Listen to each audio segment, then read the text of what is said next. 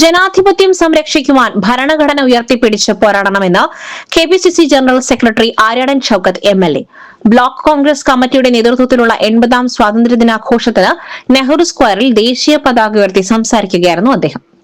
ജനാധിപത്യ അവകാശങ്ങൾ പോലും കവർന്നെടുക്കുവാൻ ശ്രമിക്കുകയാണ് കേന്ദ്ര സർക്കാർ. ഭരണഘടനയുടെ ആമുഖത്തിൽ നിന്നും സോഷ്യലിസവും മതേതരത്വവും ബോധപൂർവം മാറ്റുവാനുള്ള ശ്രമങ്ങൾ നടത്തുകയാണെന്നും കുറ്റപ്പെടുത്തി.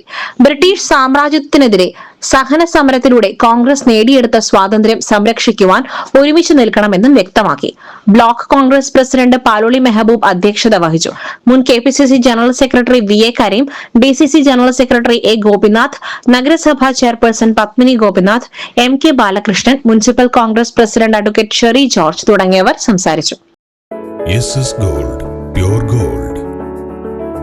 SS Group, Nilambur.